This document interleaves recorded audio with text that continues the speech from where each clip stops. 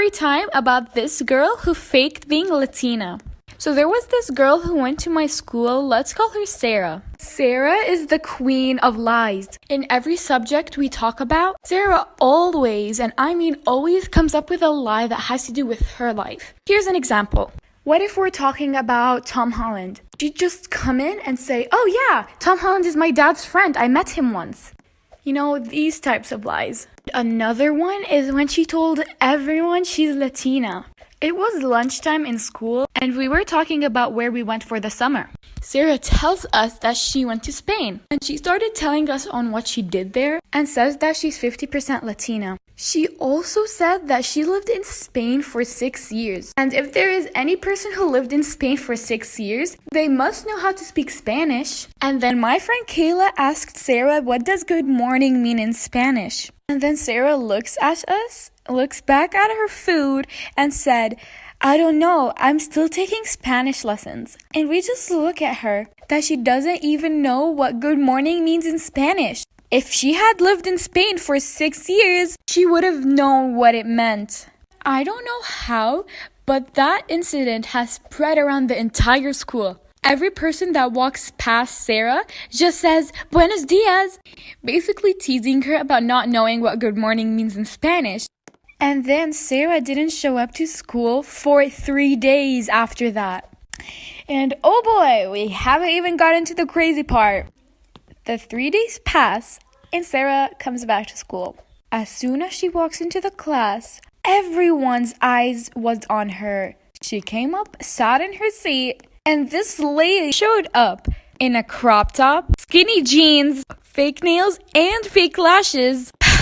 And her hair was in a bun with edges. Yes, you heard me, edges. This lady is white. And in lunchtime, she took out a bag of hot Cheetos and some dipping sauce. I don't know if this was supposed to make us think she's Latina, but trust me, it didn't work.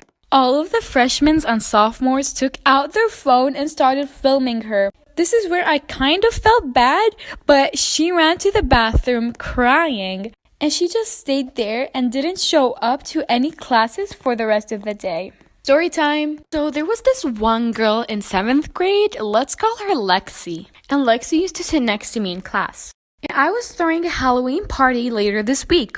I decided to write a list of what we're going to be doing at the party in class while Lexi's sitting next to me. She looks over at my notebook and sees it. And she was like, "I'm invited, right?" I looked at her and I just didn't say anything because I didn't want to tell her she's not. She got really excited and was like, "I'm going to be wearing a devil costume. Actually, no, I want to be the angel." And at the end of class, she told me to send her the location and information on her Instagram. And I remembered that Lexi had a lot of spam accounts and accounts she doesn't use. So I decided to send her the information on one of the accounts she doesn't use. 2 days later, I got a message from Lexi. She sent me a message from one of her real accounts. Then she told me that I forgot to send her the information for the party.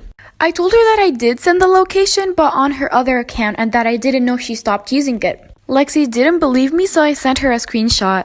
Then I told her that since she didn't confirm, she can't come to the party because I had a limit of 20 people. Lexi got really mad and started calling me mean stuff, that I'm rude and forgetful.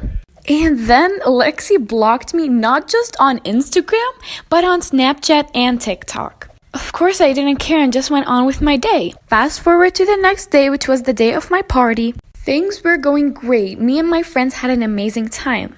But after an hour, I get a phone call from a random number. I didn't answer, number one, because the music was too loud and I was too busy with my friends. Maybe 10 to 15 minutes pass, and that number calls me again. I handed my phone to my friend and let her answer the phone. She told me that there was a person waiting for me in front of the house. I, of course, didn't want to go outside alone, so I let my friend Jason come out with me. As soon as we arrived to the front of the house, we see Lexi and her mother sitting next to her in her car. I just stood there in disbelief, not knowing what to do. Lexi got out of the car, looked at me and rolled her eyes, then looked at Jason and started talking to him. She was like, Jason, can I come in? And Jason didn't know what to say, but he said yes. And Lexi had the audacity to show up to my party after she blocked me on all of my social media. Lexi stayed with Jason and Jason's friend. I couldn't enjoy my night anymore after that. The next day in school, I told my teacher the story and she moved my place.